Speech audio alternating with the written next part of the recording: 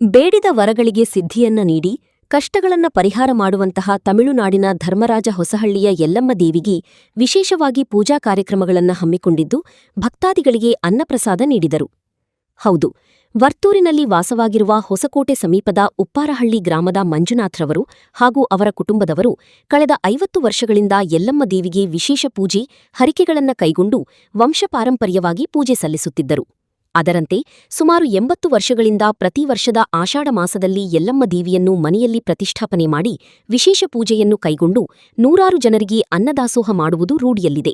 ಅದರಂತೆ ಇಂದು ಯಲ್ಲಮ್ಮ ದೇವಿಯನ್ನು ಪೂಜಿಸಿ ಹೆಣ್ಣು ಮಕ್ಕಳಿಗೆ ಅರಿಶಿನ ಕುಂಕುಮವನ್ನು ಕೊಟ್ಟು ವಿಶೇಷ ಪೂಜೆ ಕಾರ್ಯಕ್ರಮಗಳನ್ನು ಕೈಗೊಂಡಿದ್ದಾರೆ.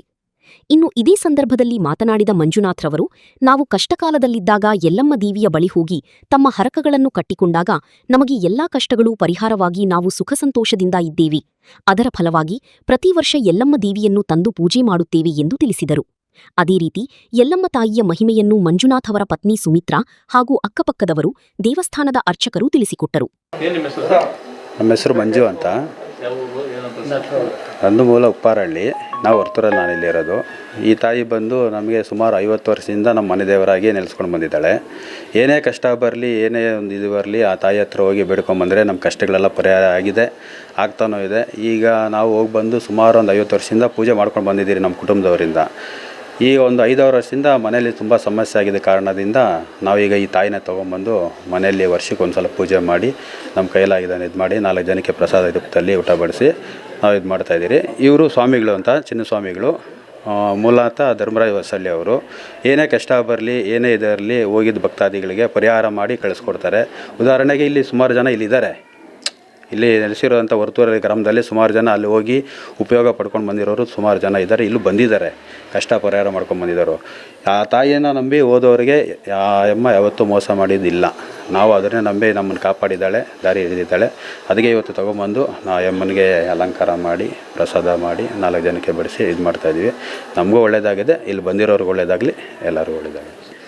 ಮನುಷ್ಯನಿಗೆ ಜೀವ ಉಸಿರು ಎಷ್ಟು ಇದೆಯೋ ಅಷ್ಟೇ ಆ ತಾಯಿನೂ ಇದ್ದಾಳೆ ಅನ್ನೋದಕ್ಕೆ ಇದೇ ಸಾಕ್ಷಿ. ಅಷ್ಟು, ಇದಕ್ಕಿಂತ ಮೇಲೆ ಉದಾಹರಣೆ ಇಲ್ಲ. ಅದನ್ನು ನಾವು ಬದುಕಿ ಅದನ್ನು ಹೇಳೋಕ್ಕಾಗಲ್ಲ. ಅಷ್ಟು ನೋವಿನಲ್ಲಿ ನಾವು ಮುಳುಗ್ಬಿಟ್ಟಿದ್ದೀವಿ. ಆ ನೋವಿನಿಂದ ನಮ್ಮನ್ನು ಹೊರಗಡೆ ತೆಗೆದು ಇವತ್ತು ನಾವು ಇಷ್ಟು ಜೀವಂತವಾಗಿ ನಾವು ಬದುಕ್ತಾ ಇದ್ದೀವಿ, ಜೀವಿಸ್ತಾ ಇದ್ದೀವಿ ಅಂದರೆ ಆ ಅಮ್ಮನೇ ಕಾರಣ. ಆ ಅಮ್ಮನ ನಂಬಿದ್ದಕ್ಕೆ ನಾವು ಇಷ್ಟು ಮಾತ್ರ ಇವತ್ತಿನ ದಿನ ಮನೇಲಿ ಒಂದು ದೀಪ ಇಟ್ಟು ಜೀವಿಸೋಕ್ಕೆ ಸಾಕ್ಷಿಯಾಗಿ ನಿಂತಿದ್ದಾಳೆ. ಕಷ್ಟ ಬರಲಿ, ಇದನ್ನು ನಾವು ಯಾವತ್ತಿಗೂ ನಿಲ್ಲಿಸಲ್ಲ, ಇದನ್ನು ಮುಂದುವರಿಸ್ಕೊಂಡು ಬರ್ತೀವಿ.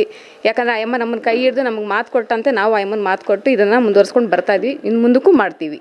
ಚಿನ್ನಸ್ವಾಮಿ ಅಂತ, ಧರ್ಮರಾಜ ಹೊಸಹಳ್ಳಿ. ಇದು ಬಂದು ಪೂರ್ವ ಕಾಲನಿಂಕ ನಮ್ಮ ಯಲ್ಲಮ್ಮನು ನಾವು ಇದು ಮಾಡ್ತೀರಿ. ದ್ರೌಪದಮ್ಮ ಕರಗ ಓರಿಸ್ತೀರಿ ನಾವು ಧರ್ಮರಾಜ ಹೊಸಹಳ್ಳಿಯಾಗ.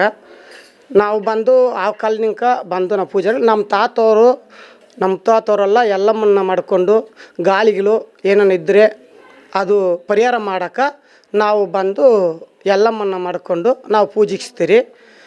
ಇಷ್ಟು ಕರ್ನಾಟಕದವರೆಲ್ಲ ಬಂದು, ಇದೆಲ್ಲ ತಮಿಳ್ನಾಡು ಎಲ್ಲ ನಮ್ಮ ಕಡೆಯೆಲ್ಲ ಬಂದು ಗಾಳಿಗಳು ಕಷ್ಟ ಸುಖ ಇದ್ದರೆ ಎಲ್ಲ ಬಂದು ಕಾಯಿಲೆಗಳೆಲ್ಲ ಮೇಲಾಗ್ತದೆ.